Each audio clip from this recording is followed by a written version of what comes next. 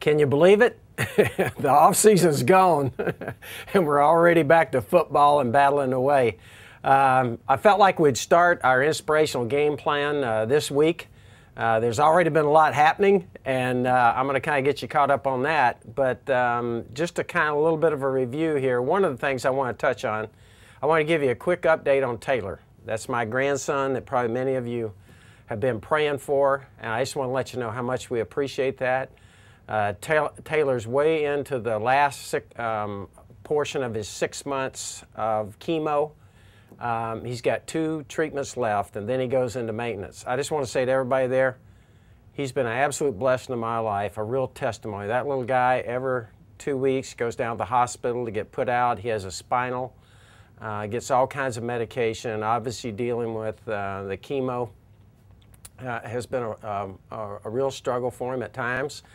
And the steroids certainly bothered him a lot. But I just want to say to everybody, he's gone through all that. It is probably as good as any young baby could go through it.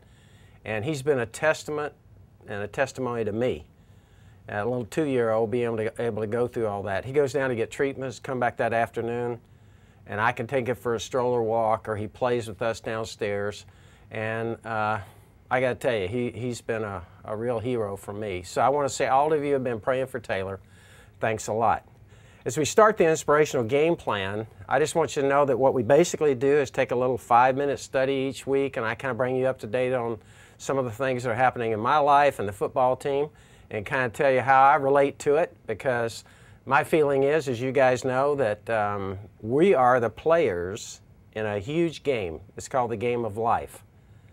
God is our coach, and He's left a game plan for us to follow as we play the game. And so His Word. So I kind of share with you a little bit of my struggles and the victories as we go through a football season. To be quite truthful, I wish I could follow you guys, and you guys had an opportunity to do what I'm doing and kind of share my life as we travel through the season. But hopefully you follow with me, and it'll be a fun trip. One of the things that's happened to me is I kind of have been studying in the off season. I kind of got hooked on a Bible study, and it's a little commentary. It's a big commentary by J. Vernon McGee.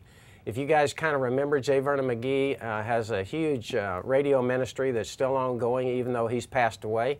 And he preached through the Bible in 5 years, roughly, on radio. And as a part of that, he then put this in word form, and we have it in a 6-volume set that you can get. It's meant a lot to me as I took off and started studying from Genesis. I'm now in Numbers.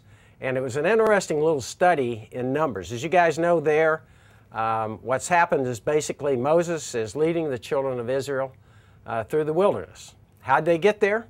They got there through unbelief.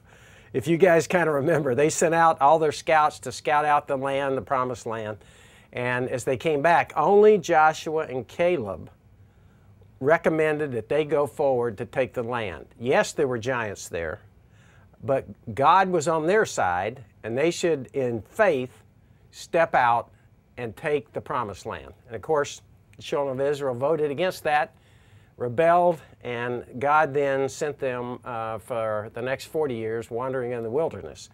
Here we pick it up in Numbers, and really Joshua and Caleb are the heroes, and Moses is the leader. And really what had taken place is now the children had a pillar of cloud by day leading them, and a pillar of cloud by fire by night leading them. If you stop and think about that, isn't that great? It doesn't matter where we sinfully disobey God, which is what had happened here. He doesn't leave us. He's still guiding us, and He's still directing us. Now at this point, Moses is a great man of God standing up, and he's leading the people. And then there comes a little story here that really struck me. Moses' father-in-law, Hobad, had grew up in this country, the wilderness. And so Hobad had said, hey, I don't want to go any farther. I'm leaving, I'm going home. And Moses was pleading to Hobad to stay there. And really what he says is, look, you need to stay here and help lead us. Okay, and here it's interesting. J. Vernon McGee, he goes after Moses. He goes, hey, look, here's a great man of God. And basically, he was what? Lack of faith. He was saying, Hobad, stay here and help lead us, when really God was doing what? Leading them.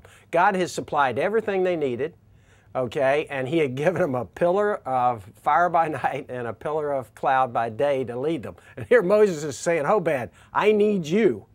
And I stopped and thought about that as I get ready to embark on the football season. You know, what do I need? What do I really need to guide me through the football season? Just like Moses, hey, do I need somebody else? Do I need a person that I depend on? Do I need my job? Do I need money?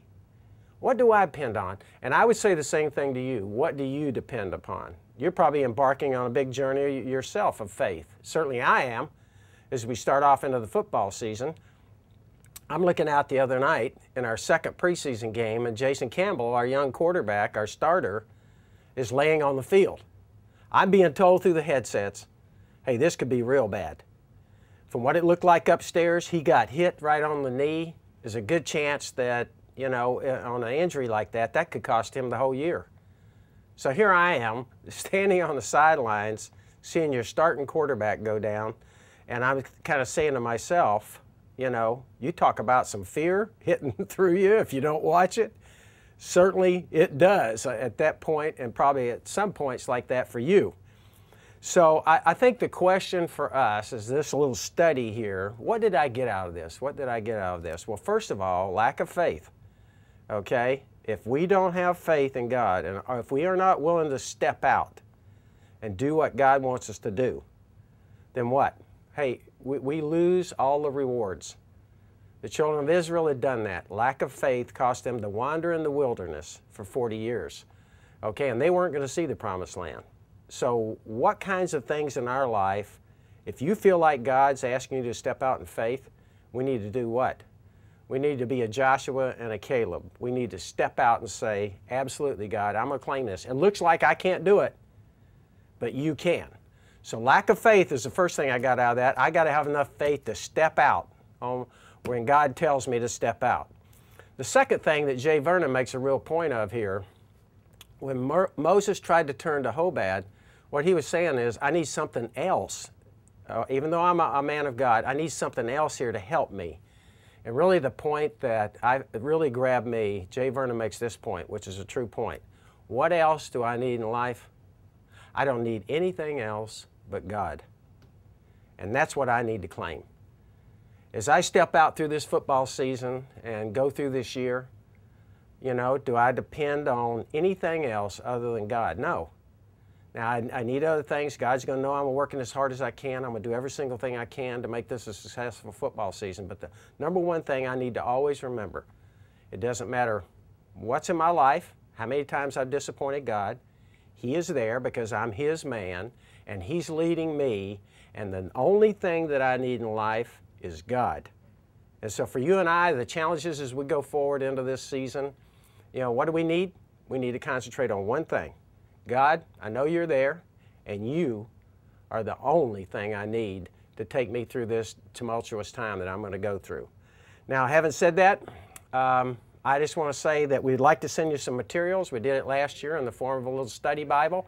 This year, you can reach me at joegibbsonline.com. We've condensed some of the material. Love to send it to you for free. I'm looking forward to visiting with you each and every week. Thank you.